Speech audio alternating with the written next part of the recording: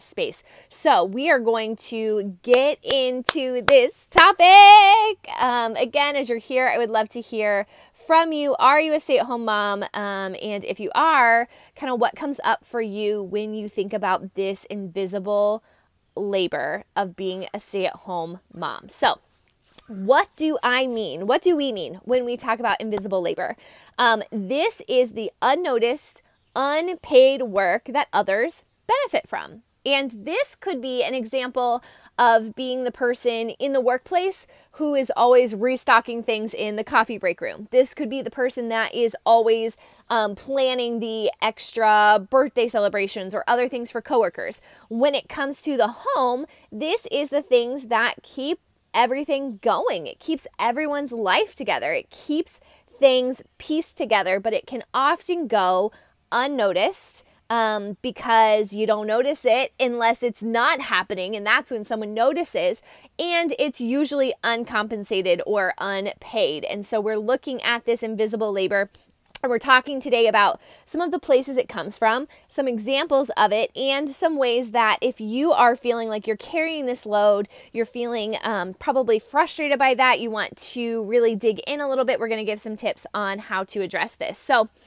this is so important. I think this statistic is not surprising to me, but it's really interesting that over half of polled Americans believe that there should be a parent at home with the kids. So this is over half of our population, and I'm speaking in America today, so I'm speaking specifically to America, although I know some of these issues are global and cross-cultural. But in America, over half of people polled said, yeah, I mean, kids should have a parent at home. So what this tells me is that there's an emphasis, there's an expectation, there's this cultural and societal messaging here. And at Postpartum Together, we believe that you figure out the route that works best for your family. This is not, this is right, this is wrong. We don't do that here. Every family and every story is unique, and we celebrate that. But in this experience, in these next couple of weeks, we're specifically talking about those who have made the decision by choice or by circumstance to be a stay-at-home mom.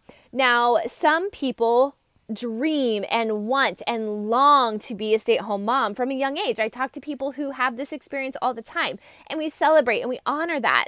Some people, it is more circumstantial, and this could be because of things like the wage gap. So if it comes down to a situation where maybe there's not affordable or trustworthy childcare, there are these other circumstances, maybe there's special needs and medical needs and all these things, and these parents are looking at who is going to stay home and do that primary caregiving. Oftentimes, it is a situation already where men, if we're talking about a heterosexual relationship here, men are traditionally and in many cases still making more than women in similar roles. There is still a very noticeable wage gap. So understandably, if we're looking at this and comparing circumstances and finances, it is oftentimes, in a heterosexual relationship, it's oftentimes the woman who is making less income. So this is a big factor in this kind of choice and circumstance. Also, we have this employer experience.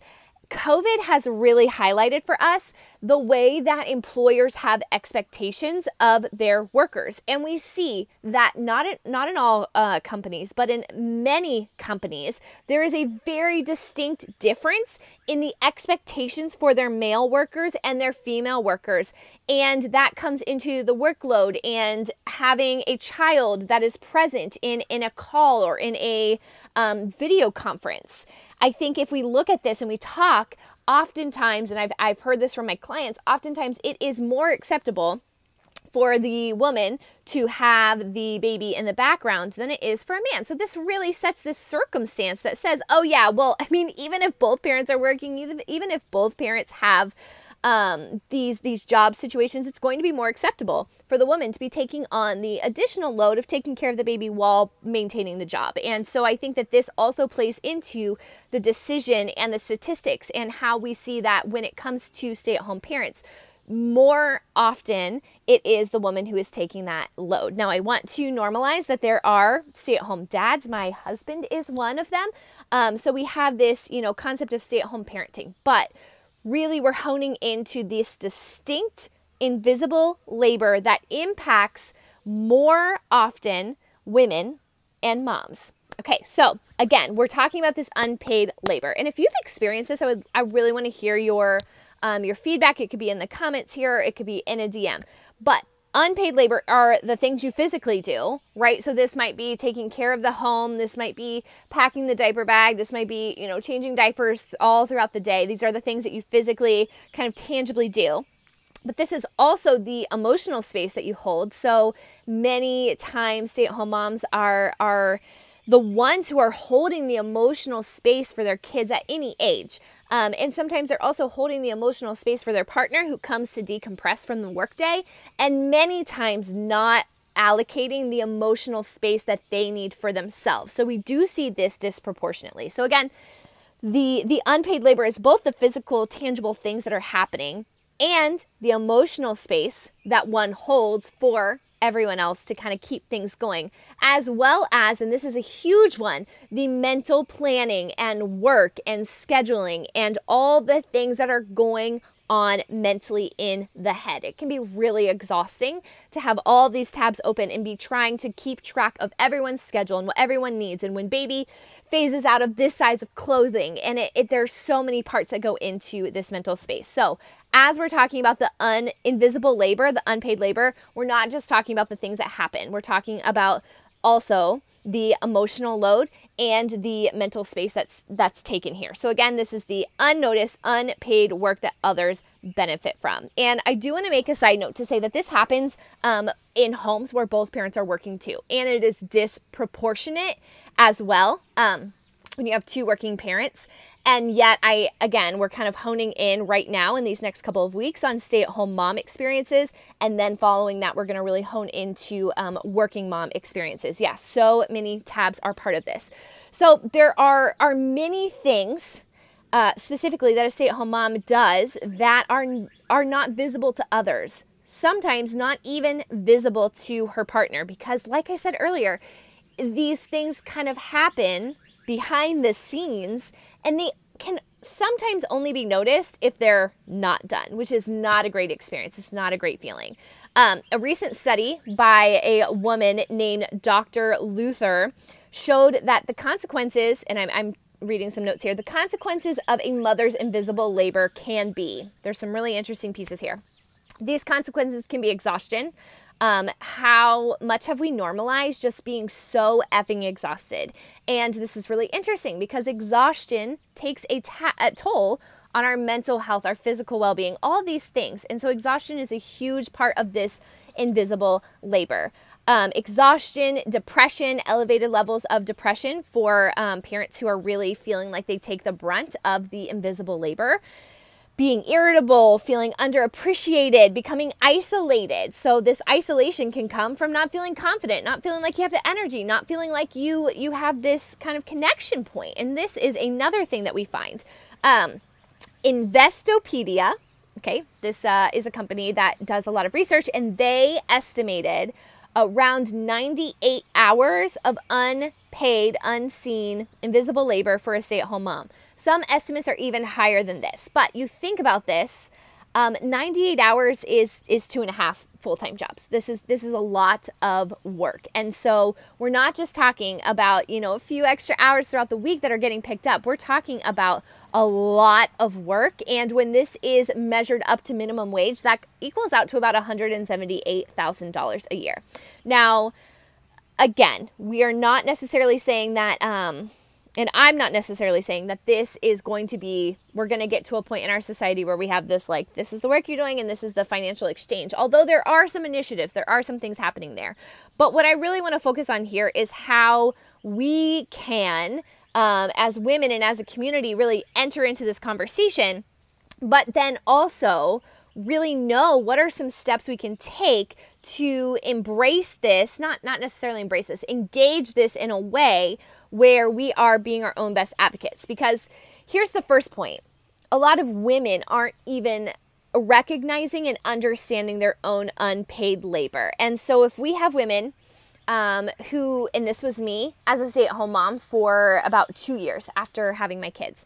It took me about 2 years to really get into a place where I was able to recognize and I was able to have this advocacy and this conversation. So when women aren't recognizing their own unpaid labor, they are self-critical. They are feeling insufficient. They are exhausted, more likely to be depressed, more likely to be isolated, more likely to be irritable. They're experiencing all of these things, and then they are feeling bad about themselves. They're attacking themselves. We do this as women sometimes. We feel like I shouldn't need help. Why am I so blank? How is everyone else doing this? And so we can have this extra layer of not recognizing and appreciating our own work, which then just layers on to the other parts of having unrecognized, invisible labor that others aren't seeing. So I want to walk you through a couple of things, a couple of tips here, and then we're going to round out with a few more parts about this topic. But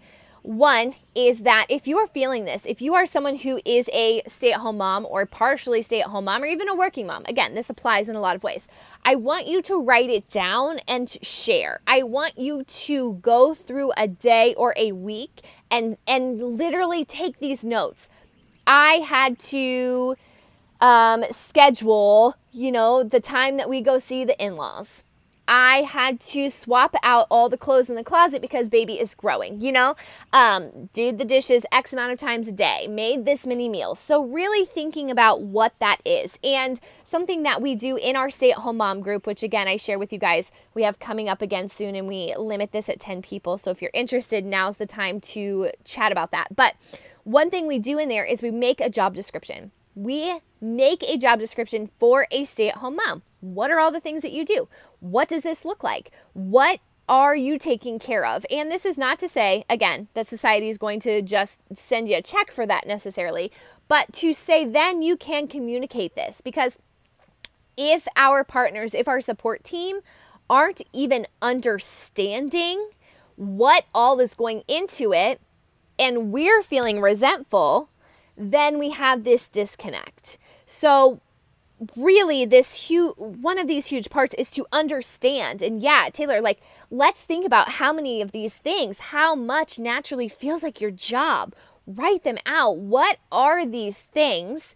And have a place where you're communicating these to your partner. Again, the goal here is going to be to divvy up the load a little bit better.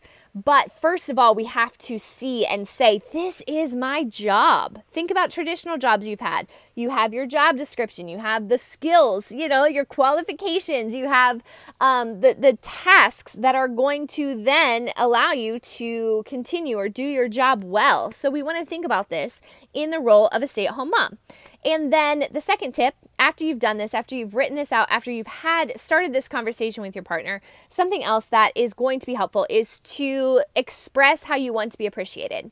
I'm going to guess that every single person that watches this video, every single person that's reading this in blog form, want to be appreciated more.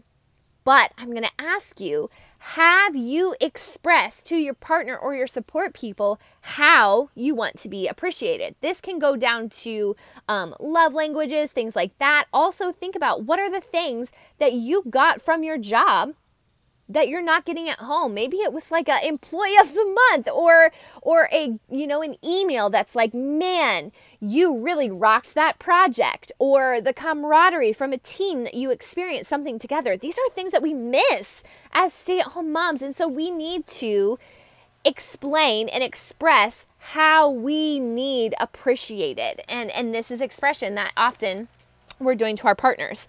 And as you're thinking about that, you know what? Go ahead and appreciate yourself. Spend some time not criticizing yourself for not doing more, but appreciating yourself for the load that you're carrying and the things that you're doing to keep your family moving forward. You are holding the glue together in so many ways. And so this could be making yourself a damn certificate and putting it up on your wall. This could be writing some affirmations on your mirror and on your fridge in these places that you frequent. But take some time, because when you appreciate yourself, you're then carrying this different kind of energy. And you're going to be able to express this and connect with your partner and other people in a better way, instead of the resentment, the self-criticism, kind of that energy. that doesn't always translate well. So you appreciate yourself and get that energy, get that kind of that appreciation, that thrill, that experience, and then go on and express this to your partners. Number 4 is to give up control where you can. We talked about this in last week's live about being the default parent, which is also another great video and blog post to go back to. But give up control when and where you can. So if your frustration is that every time the baby poops, you're the one that changes the diaper, ask yourself, are you giving your partner that chance or that space? Does your partner have the space to parent the way that he or she wants? Are there things that you can let go of control of? Are there things that you're doing and you're frustrated that you're doing them, but you're holding on to it because you want it done your way? Where can you say, you know what? My partner's way is okay. I'm going to let them have their own way of doing things. I'm going to let them master parenting in their own way, and I'm going to let go of control. Sometimes we can be our own worst enemies here, where we are so much wanting control over how things are done, but then we want help, but then we're not receptive to help being done in the way that that person would do it. And so we're kind of in this pull and tug between ourselves, and we've got to let go of control where control can be let go of. Yeah, let the little shit go. That's exactly it, Amanda. Number 5 is to take some alone and hobby time. So this is another big thing that comes up in research around stay-at-home moms and just in conversations I've had, that we often feel like if there's a spare moment, if there's 15 minutes, we need to be going to do something on our job list, because our job list is effing endless. You can always find something to clean up, something to organize, something to plan, someone to take care of.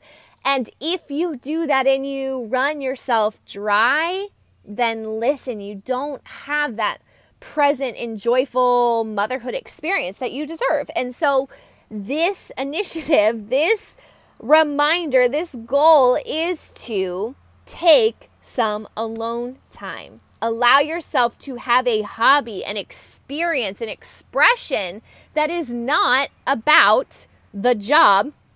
It's not in your job description of being a stay-at-home mom, okay? I know that is really freaking hard. And then this last point that was a real hang-up point for me for a long time, and so I want to share this, is that I used to tell myself all the time, women have done this for years. Why am I struggling? Why am I behind? Why do I need to be recognized when for years women have been caretakers? And I think it's really important here that we recognize how much our society has changed. Economically, it has changed. In many ways, we've gone from a communal society to a very individualistic and isolating society. Yes, women traditionally have been the homemakers and the caretakers inside the home. However, so many of the supports and so much of the societal built-in experience has changed, and that means we have to change our perception. We have to change the narrative around it too. We can't expect ourselves to still be operating in a way that society did 50 years ago, but with all of these other areas of society and, again, economics and supports and all of this have changed. And so we have to continue to let the conversation evolve, because society and people are continuing to evolve. So again, today we're talking, and we're going to continue to talk over the next couple of weeks, specifically about the unique struggles and situations as a stay-at-home mom. Personally, my personal story, this was me for about 4 years. I was working very part-time, very side hustly, but really taking the main role as a stay-at-home mom. In the first 2 years or so, it was filled with a lot of resentment. It was filled with a lot of not expressing the invisible labor. It was filled with just this disconnect and self-doubt and self-criticism. And it took some time for me to realize, wait, there are some ways that we can be more proactive. We can make this work better for us as a family and as a whole. No one needs to have 98 to 100 hours of work a week that goes unappreciated and unseen, okay? Again, if you are someone who wants to get the details on our transition to stay-at-home mom group, this is for people who are already stay-at-home moms, people who are on maternity leave thinking about it, or even if you are in the later stages of your pregnancy and you think you're going to be making that transition or you want to explore what that's like. It's a 6-week group. It's really sweet and empowering, and we do limit that at 10 people, so it will be cut off when we get our 10 people in there. So you are beautiful. You are enough. Your worth is not measured in any of these outside things like your weight or the ounces you produce or how many things you put off your checklist today, okay? Go in, remind yourself, I'm already worthy, I'm already enough, and I am showing up as myself, and that's what's so important.